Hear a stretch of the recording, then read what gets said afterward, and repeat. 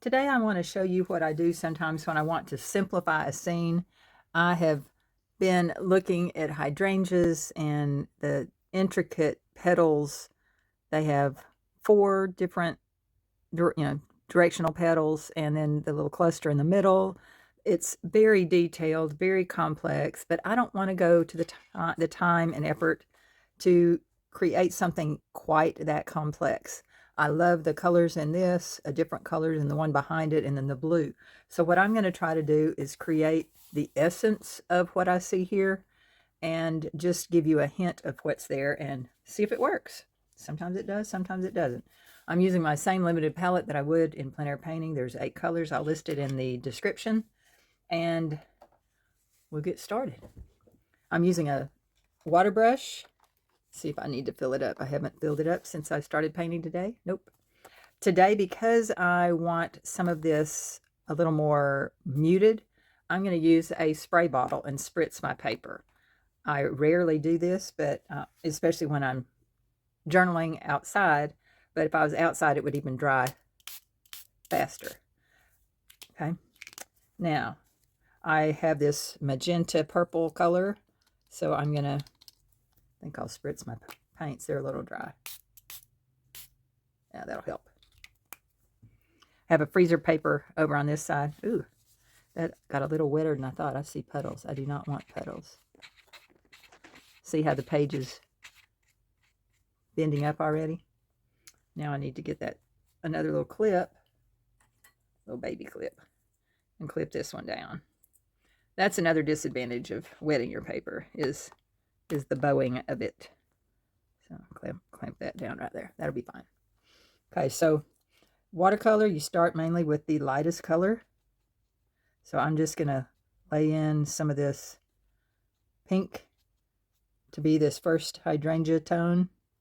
I'm going to add a little purple to the one in the back. Wipe some of it off, make it more subdued, so it's just less water in the brush. More water in the brush, less paint in the brush. I want a little blue in that, so I did a touch of the Peacock blue. I think that magenta and a tiny bit of that Peacock blue. Now that's going to be a little dark for that other blue.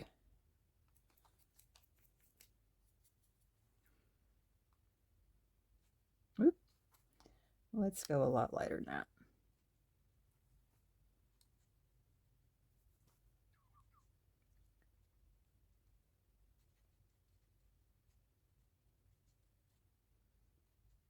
I want to mix that a little bit. It's too much the same, so I'm just going to pick up a little bit of the purple. If you see hydrangeas in person, you'll know that they are all different colors according to whatever's in the soil. I need some green. Too green, so I want to tone it down. So I added red to the green so that it wouldn't be so bright. I need to take off my notifications. Sorry about that. I have a new phone and a new watch. I have a Pixel Google Watch.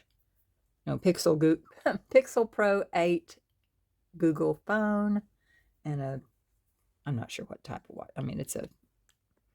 I really shouldn't even talk about it when I can't even label it. That's kind of sad. Well, new watch, a Google Watch. There we go. See, there's my new watch. Okay, I want to create some shadowy, purpley shadows in here. So I'm going to go to that magenta again. Now I'm kind of cutting in some of the underneath colors. This is where you can kind of create a flower by painting the negative space around it, or laying down a petal just by brushing the side of your brush.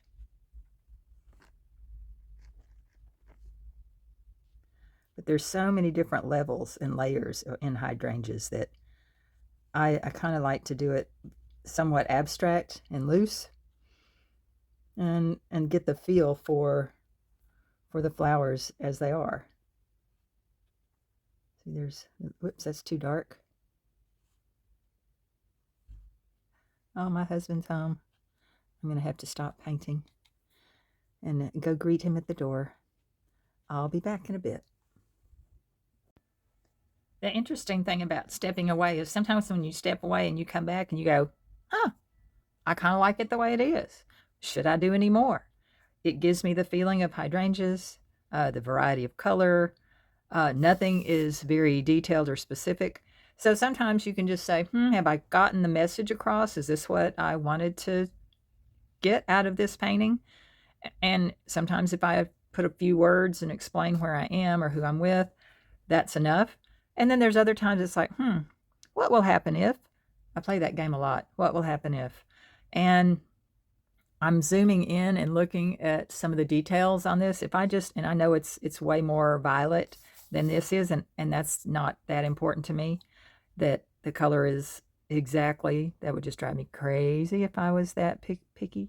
But I could notice, or I could focus in on a particular flower.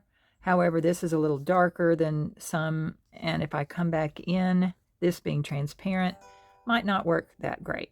So I'm debating on, I might incorporate a little bit of gouache in this. I have a little bit of white gouache right here. It's an opaque watercolor.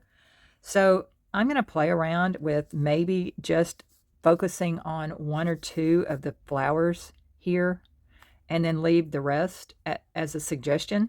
Also, I saw a few bits of splatter, and that's sometimes fun to add too. So we're going to see what happens. Again, sometimes things work out, sometimes they're not so good. So, oh, I didn't come back right away. I ended up, I'm in the next day. So, had a nice dinner with my husband and did some things around the house this morning so that I could have time to paint. All right, I want you to see how opaque this is. It's just kind of a white that I'm using right now. And I don't want it that white, so I'm going to pick up some of the magenta. But I can pretty much obliterate what's up underneath. And right now I'm not liking it at all, but it'll take shape. Gouache dries, that's too even in shape. Gouache dries lighter if it's dark and darker if it's light. So this is going to dry darker than what it looks like right now. And you can mix watercolors and gouache. That's kind of what I'm doing right now. I'm going to come in and make it a little more odd shaped. See how that comes in? I'm going to make this one petal a lot bigger. This one a little skinnier.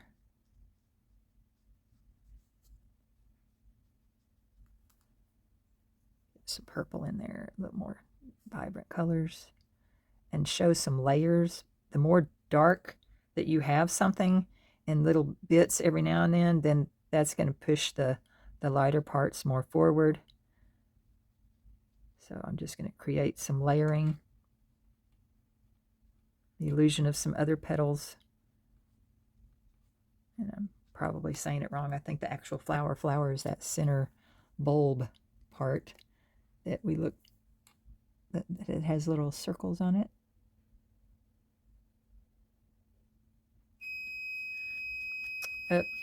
Excuse me, laundry's time to change the laundry. And stepping away is always a good thing, and sometimes I forget, especially when I'm working so up close. But take a look at some of these petals and the fact that where is the lightest light on the petals? It's the closest to the light, which is the outside edges. So I lightened this up a little bit, but I haven't lightened it up as much as I want to indicate some of these. So another thing you can do is incorporate the use of a gel pen. My favorite is the Uniball Signo, or Signo Uniball, whatever. So I'm going to take a little bit of the white of the gel pen. While that's still wet, I'm just going to smear that in creating some of the texture of that flower.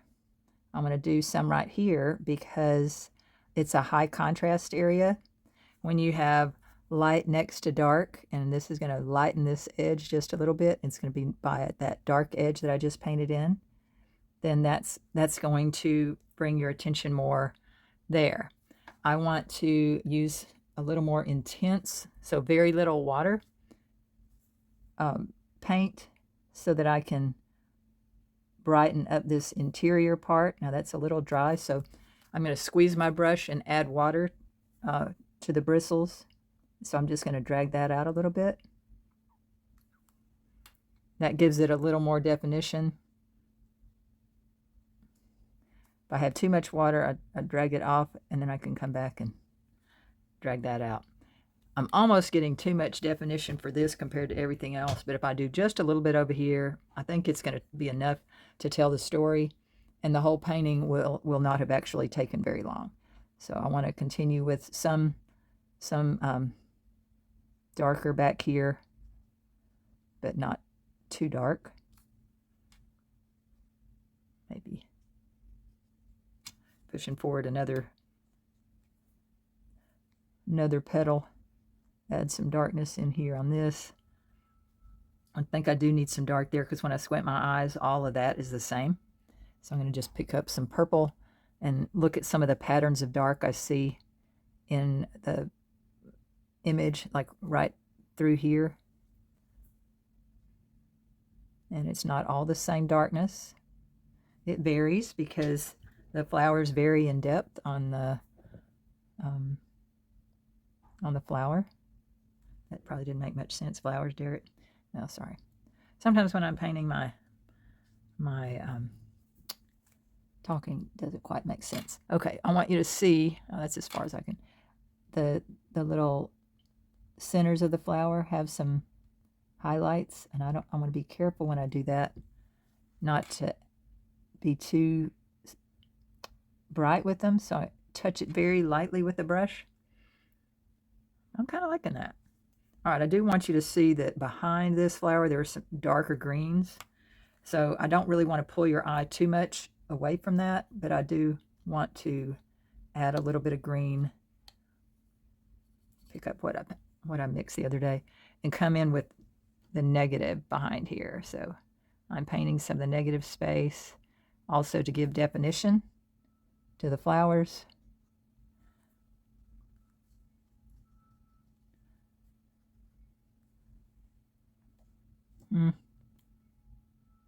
Maybe break this up a little bit. Add some more green in here.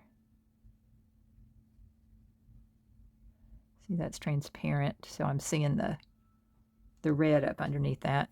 I'm not sure I like that, but it's okay. It's more of an abstract, but with just a little bit of definition. And add a little more dark. I don't like where it's all just right in your face there. So let's see where some other dark might be.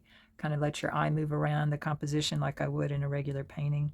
I'm just going to create a little bit of darkness back in here. Little shadowy area.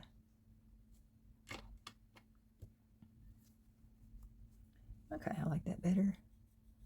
I'm going to add a little bit of that pale green. Oops, that is not pale green.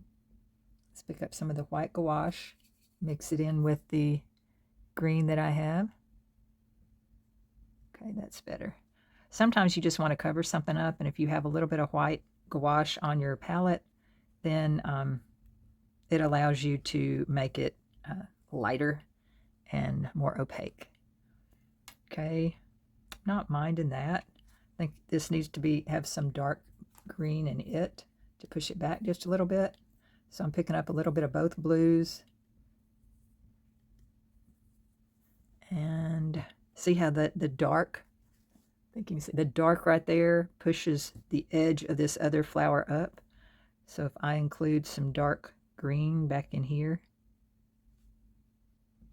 it's going to push that flower forward a little bit.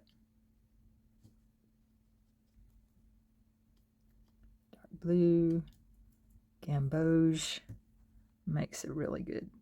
Ooh, that's too green. Touch of red will tone that down. If you don't know, you say that's still too green. Red and green makes a great, they're complements, so they tone each other down. Probably doing a little too much with the leaves. I don't want to overwork it, but I think what I do want to do is create some called sprinkles, some splatters.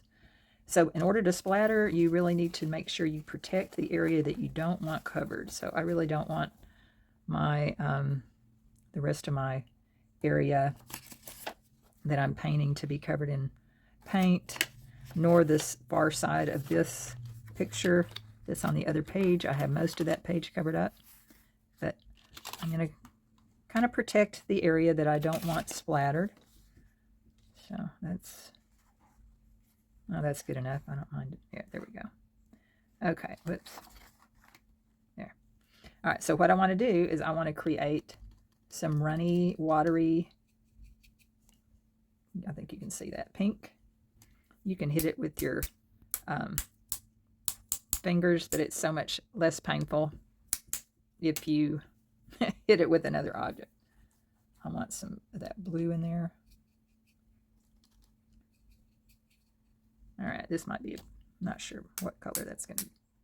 Wow, it's flipping way out.